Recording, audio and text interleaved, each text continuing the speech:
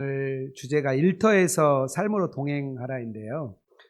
일터에서 동행하려면 좀 일에 대한 두 가지 시각이 좀 바뀌어야 되겠다 이렇게 생각이 좀 들었습니다. 그래서 그것을 오늘 좀 나누려고 합니다. S교회 박 집사님 이야기입니다. 2달째 매일 10시까지 야근을 했습니다. 목요일에도 역시 늦게 집에 들어가니 두 아이를 양육하다 지친 아내의 눈빛이 심상치 않습니다. 하지만 너무 피곤해서 잠이 들었습니다. 금요일에는 새로운 프로젝트가 시작되면서 야근이 멈추지 않을 것 같다는 불안한 생각이 들었습니다. 금요일 저녁에는 회식으로 모였는데 술을 먹지 않는다는 핀잔을 들어야 하는 그 자리가 참 불편했습니다. 토요일에는 좀 늦게까지 쉬려고 했는데 아내가 아이들과 동물원에 가야 한다고 해서 지친 몸을 이끌고 아이들과 하루를 보냈습니다. 아내가 밤에 얘기 좀 하자고 합니다. 집안일은 하나도 신경 쓰지 않는 남편에게 섭섭함을 토로합니다. 아내도 남편도 너무 힘이 듭니다. 박 집사님이 돌아보니까 자기 자신에게 신앙의 뜨거움도 사라졌다 이렇게 이야기하고 있습니다. 야근하는 당신에게라는 책에 나오는 한 대목입니다. 우리 그리스도인들이 이렇게 사는 것 같아요. 제가 돌아보니까 저도 30대의 대부분을 이렇게 보냈습니다. 일에 지친 그리스도인들이죠. 그래도 좀 교회 다니지 않는 분들은 주일에 좀 육체적으로 좀 쉬어요. 육체적으로 좀 쉬는데 주일에 교회 와서 많은 시간을 보내고 나면 좀 피곤하죠. 육체적으로 좀 힘이 듭니다. 저도 집사로 교회에서 섬길 때 월요일 날 꼭 회사 가서 졸았던 기억이 납니다. 주일에 열심히 일하고 월요일에 가서 좀 졸고 쉬었던 기억이 이렇게 작성을 하는데 많이 생각이 났어요. 오늘 말씀대로라면 예수님께서 우리를 이렇게 세상에 보내셨는데요. 하나님께서 예수님을 보내신 것처럼 우리를 세상에 보냈다고 이야기합니다. 우리에게 분명히 기대하는 역할이 예수님께서 있으셨던 것 같습니다.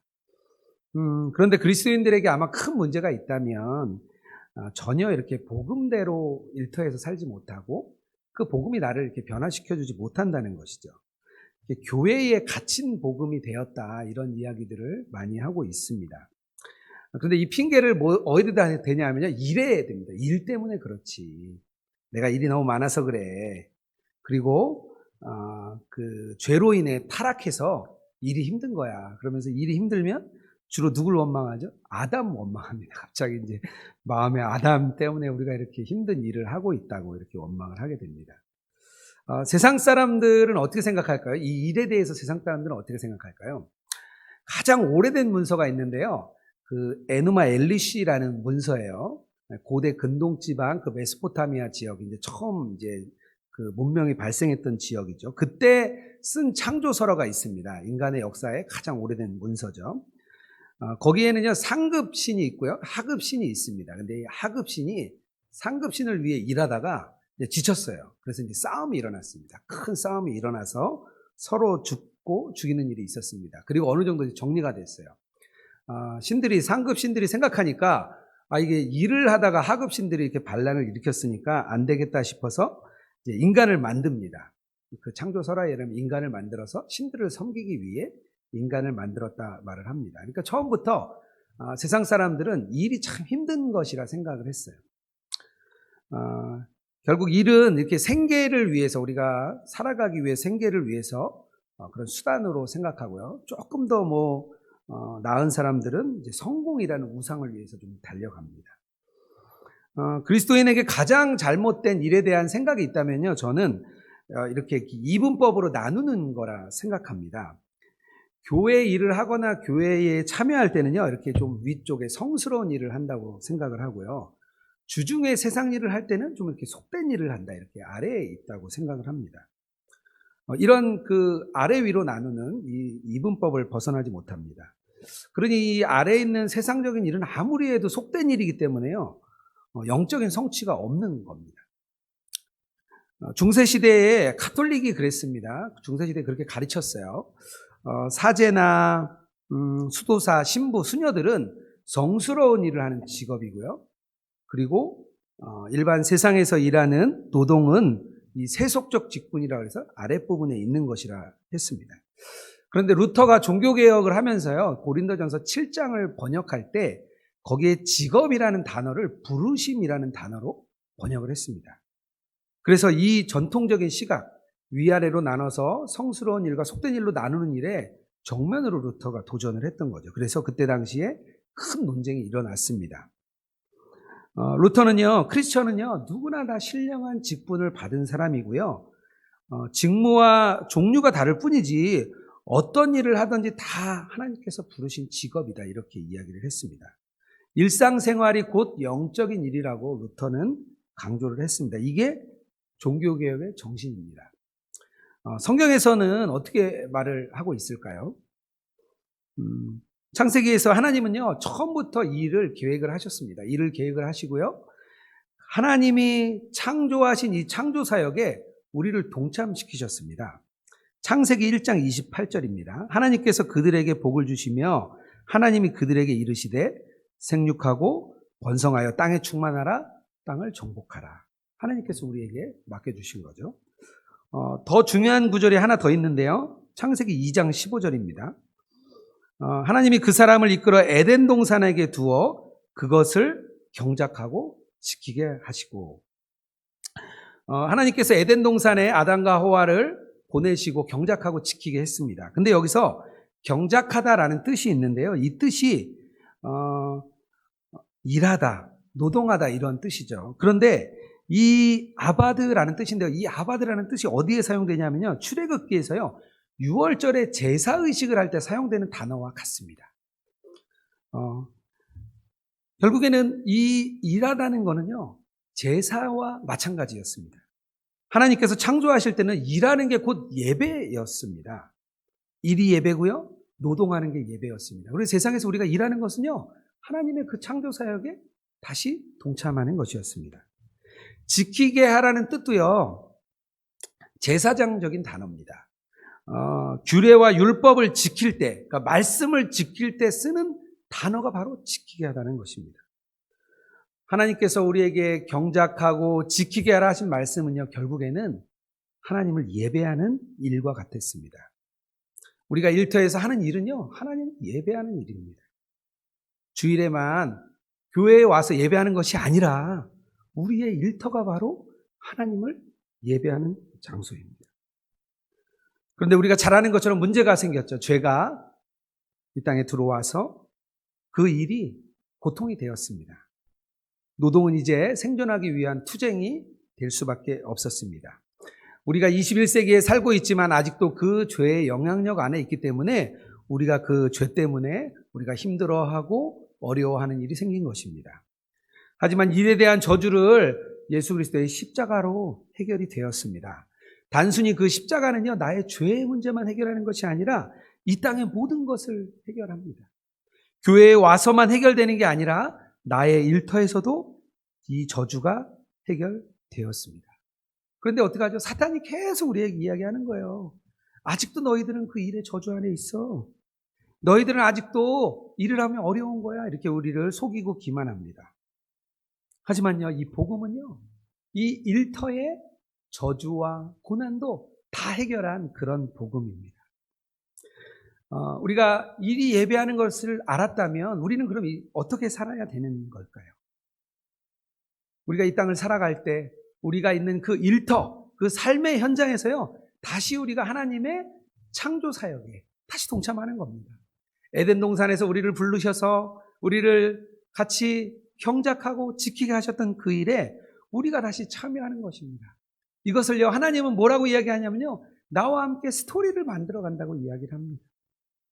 하나님께서 이 세상을 구원하시는데 그 방법이요, 어떻게 구원하시냐면요, 누군가를 부르셔서 그 사람과 함께 다시 이야기를 만들어 가십니다. 아브라함의 아버지는요, 우상을 만드는 사람이었습니다. 아마 아버지의 가업을 이어받았다면 그때 당시대로라면 그냥 우상을 만드는 사람이었을 겁니다. 그런데 하나님께서 아브라함을 부르셔서 그 땅을 떠나 다시 가나안으로 보내십니다. 그런데 가나안에 보내셔서 무엇 하냐면요, 우물 파고 양치고 자녀를 낳고 그 주변 사람들과 어울려 살게 하셨습니다. 세상을 구원하시는데요, 그를 부르셔서 아브라함과 함께 새로운 스토리를 만들어 가셨습니다. 한낱 목동에 불과했던 다윗을 또 하나님이 부르십니다. 그와 함께 다시 새로운 이야기를 만들어 가시는데요.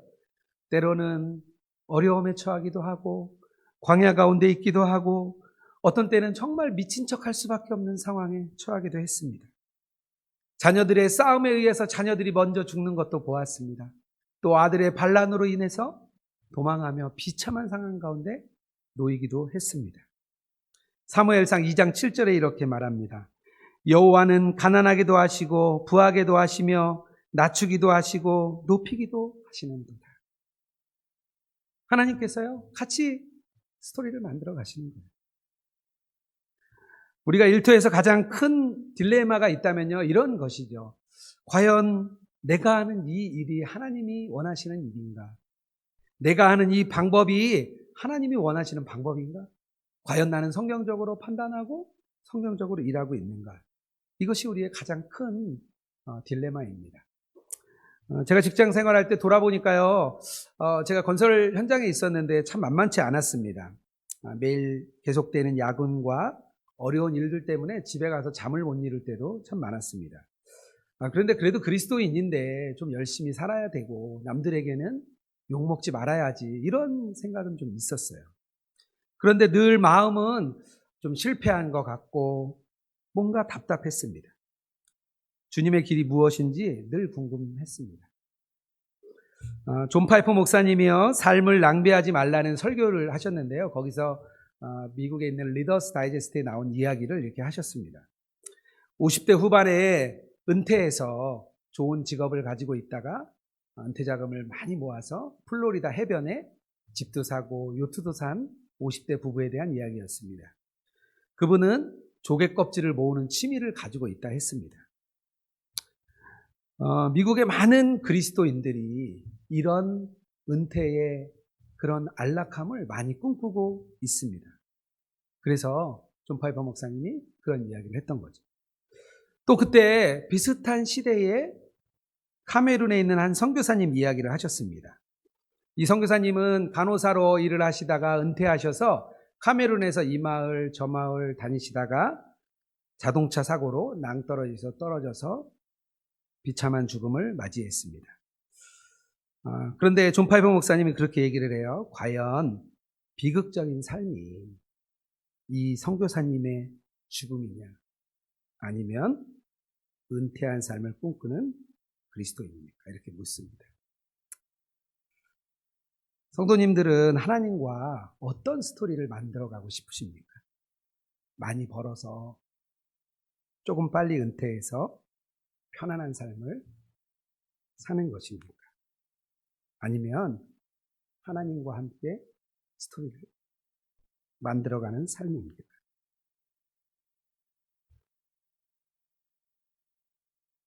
하나님과 이렇게 이야기를 만들어갈 때요, 사실은 실패는 없습니다. 하나님이 보시기에요, 실패가 아니기 때문입니다. 성공했는데 만약에 하나님과 함께하지 않는다면요, 그것은 실패한 거예요. 그런데 맡은 일에 실패했는데 하나님과 함께하라면 그거는 하나님 보시기에 성공한 겁니다. 우리가요, 일을 바라보는 시각이 바뀌면요, 주님과 함께 만들어가는 스토리가 승리한 것이라는 것을 우리가 알 수 있습니다. 에베소서 6장 5절에 이렇게 말을 합니다. 종들아, 두려워하고 떨며 성실한 마음으로 육체의 상전에게 순종하기를 그리스도께 하듯 하라, 이렇게 말을 합니다. 종들을 생각해 보면 참 비참한 삶입니다. 그들에게는 미래도 없고 비전도 없는 사람입니다. 하지만요, 일에 대한 생각이 달라진 그리스도인들은요, 종임에도 불구하고 하나님과 함께 새로운 스토리를 만들어가기 때문에 주인이 주는 대가나 풍성한 지급이나 여건하고 관계없이요, 주님과 함께 스토리를 만들어가기 때문에 이렇게 주인에게 복종할 수 있습니다. 지난 주일에 간증을 듣는데 참 눈물이 많이 났습니다. 주님과 정말 새로운 스토리를 만들어가는 그런 생각이 드니까요, 제 마음이 참 뜨거웠습니다. 같이 동해일기를 쓰는 집사님 한 분의 동해일기입니다. 제가 좀 읽어드리겠습니다. 회사에서 업체와 계속되는 채무의 문제로 인해서 마음이 어렵습니다. 오랜 시간 약속을 믿고 기다리지만 항상 그 약속을 어기는 업체를 보면 마음이 쉽지 않습니다. 이익과 이윤을 추구하는 것이 회사이지만 그 전에 신뢰와 믿음을 바라고 있었던 저의 모습이 세상과 동떨어져 있는 느낌입니다. 상대방에 대한 신뢰와 믿음이 무너져서 마음이 어렵습니다. 무너지는 마음 속에 지금 주님이 저에게 보여주시려는 것은 무엇인지 생각하게 됩니다. 상황이 아닌 주님에 대한 의심하지 않는 믿음과 신뢰, 그것을 말씀하시는 것 같습니다. 지금 그 믿음을 지키며 주님을 신뢰하며 주님을 바라보는 것이 제가 할 수 있는 일임을 고백합니다. 이렇게 일기를 쓰셨어요. 그 회사에 어려움이 있는데 주님을 이렇게 바라보았습니다. 뭐 보니까 해결된 것도 하나도 없고요. 세상적으로는 좀 답답한 일이었습니다. 제가 이제 전화를 일기를 보고 이제 전화를 좀 드렸어요. 그래서 이렇게 답답하냐? 제가 오히려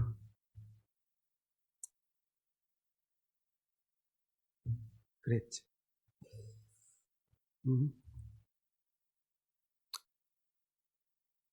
통화를 이렇게 하고 나서 이제 제가 느낀 거는 이분이 정말 하나님과 아름다운 이야기를 참 만들어 가는구나. 그런 생각이 제가 들었습니다.